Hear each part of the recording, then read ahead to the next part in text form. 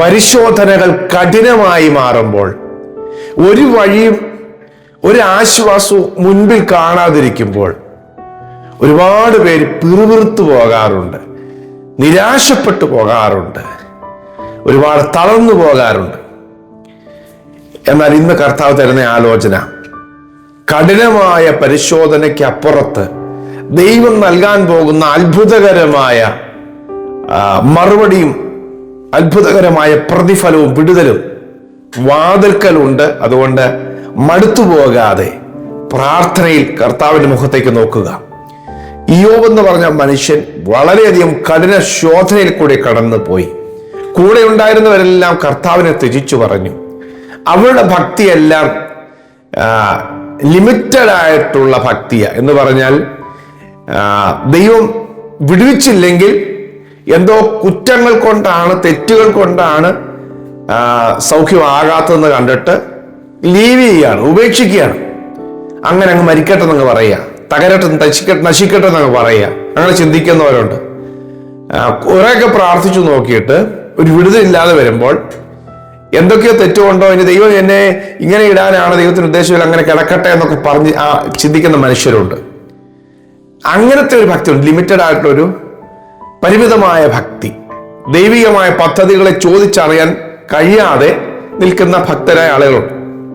അവർ പറയുന്ന കാര്യം ഒന്നുകിൽ ദൈവം ഒരു മറുപടിയും ചിലപ്പോൾ തരുന്നില്ലായിരിക്കും, ഇല്ല ഞാൻ ഇങ്ങനെ തന്നെ ജീവിക്കണം, ഇനി ഇങ്ങനെ മരിക്കേണ്ടതായിരിക്കും എന്നൊക്കെ പറഞ്ഞ് ദൈവപ്രവൃത്തിയെ പരിമിതപ്പെടുത്തുന്നവരുണ്ട്.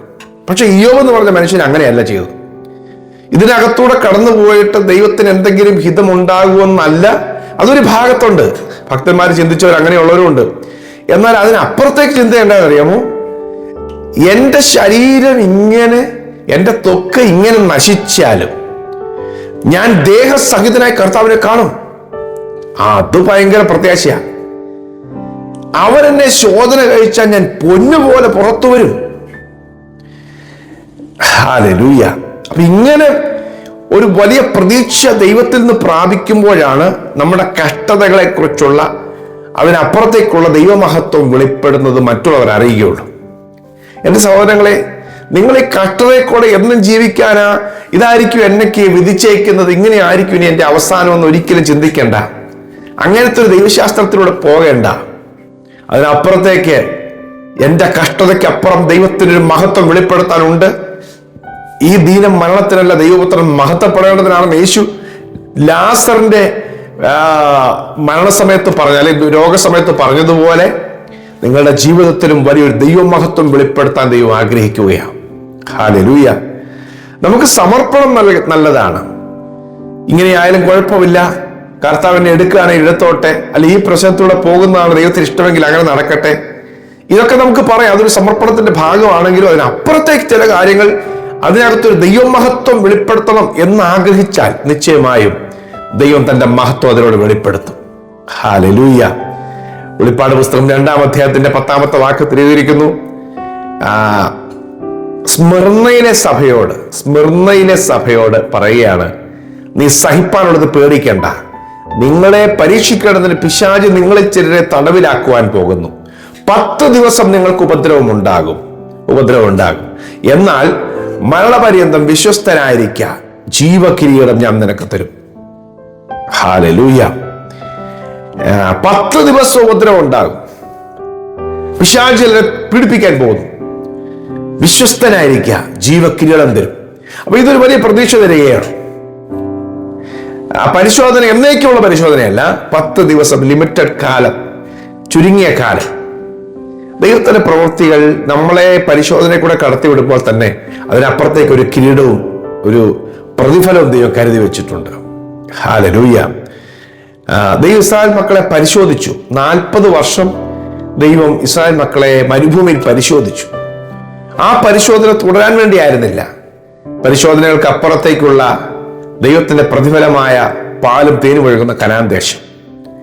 അവർ നട്ടിട്ടില്ലാത്ത മുന്തിരിത്തോട്ടങ്ങൾ, പണിതിട്ടില്ലാത്ത പട്ടണങ്ങൾ, അവർ പണിയാത്ത പട്ടണങ്ങൾ, അവർ കെട്ടിപ്പണിയാത്ത വീടുകൾ, കുഴിക്കാത്ത കിണറുകൾ, ഇതെല്ലാം ദൈവം അവർക്ക് വേണ്ടി മറ്റാരെ കൊണ്ടൊക്കെ ചെയ്യിപ്പിച്ച് കാത്തുവച്ചിരിക്കുകയായിരുന്നു. പക്ഷെ ഈ ശോധനയിൽ കൂടെ കടന്നു പോകുമ്പോൾ അവർക്ക് പിറുവിറുപ്പാണ് വന്നത്, അവർക്ക് അവിശ്വാസവും സംശയമാണ് വന്നത്. ദൈവം ഞങ്ങളെ ഈ മരുഭൂമിയിൽ തള്ളിക്കളഞ്ഞിരിക്കുക, 40 വർഷമായില്ലേ. ഹല്ലേലൂയ.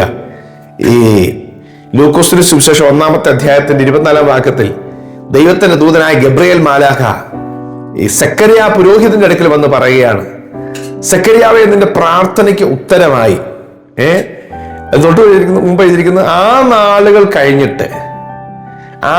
കഴിഞ്ഞിട്ട് അവന്റെ ഭാര്യയായ എലിസബത്ത് ഗർഭം ധരിച്ച ഒരു മകനെ പ്രസവിച്ചു. ആ നാളുകൾ കഴിഞ്ഞിട്ട്, ആ നാളുകൾ എന്ന് പറഞ്ഞാൽ ഒരു വാർദ്ധക്യത്തിൽ എത്തിയിരിക്കുന്നു. അപ്പൊ സമൂഹം കുറെ കാലം പരിഹസിച്ച നാളുകളുണ്ട്. ഇനി തന്നെത്താൻ ഇനി എനിക്കൊരു തലമുറ ഉണ്ടാകില്ലെന്ന് ചിന്തിച്ച വാർദ്ധക്യ സഹജമായ സാഹചര്യങ്ങൾ കൊണ്ട് ഇനി എനിക്കൊരു വിടുതൽ ഉണ്ടാകില്ലെന്ന് അവർ തന്നെ ചിന്തിച്ച സാഹചര്യമുണ്ട്. ആ നാളുകളൊക്കെ കഴിഞ്ഞു. ഹല്ലേലൂയ. അവന്റെ ഭാര്യ എലിസബത്ത് വാർദ്ധക്യത്തിൽ ഒരു ആൺ പൈതലിന് ജന്മം നൽകി. അതെ പ്രിയമുള്ളവരെ, ആ നാളുകൾ കഴിയും. കുറെ പേര് കളിയാക്കാൻ, കുറ്റം പറയാനും, പല കുറ്റങ്ങൾ ആരോപിക്കാനും, പല കുറവുകൾ പറയാനൊക്കെ അനുവദിച്ച ഒരു കാലമുണ്ട്. ആ നാളുകൾ കഴിയും. അത് കഴിയുമ്പോൾ ഒരു വിടുതൽ വെളിപ്പെടും. യോസേഫ് കുറെ കാലത്തൊക്കെ ദൈവശോധനയിലൂടെ കടത്തിവിട്ടു. പക്ഷെ ആ നാളുകൾ കഴിഞ്ഞു.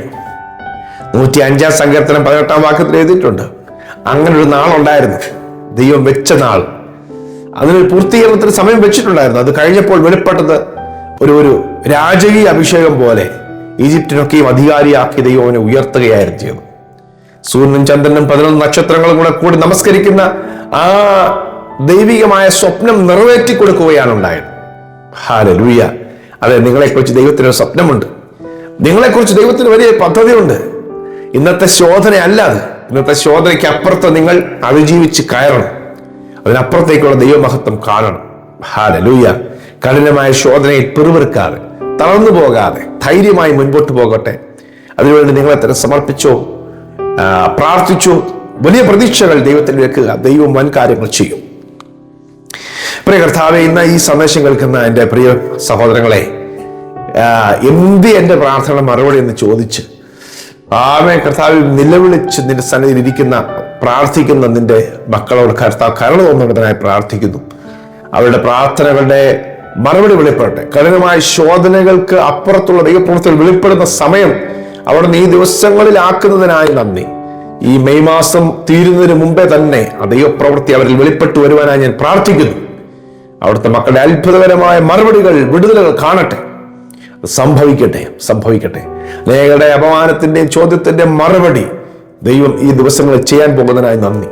ദൈവം ഉദ്ധരിക്കാൻ പോകുന്നതിനായി നന്ദി. അത്ഭുതം ചെയ്യണം യേശുവിൻ നാമത്തിൽ തന്നെ. ആമേൻ, ആമേൻ, ആമേൻ. കർത്താവ് കൂടെ കൊണ്ട് ധൈര്യമായിരിക്കുക. ഈ സന്ദേശം കുറെ പേർക്ക് ഷെയർ ചെയ്യണം. God bless you. Have A lovely day.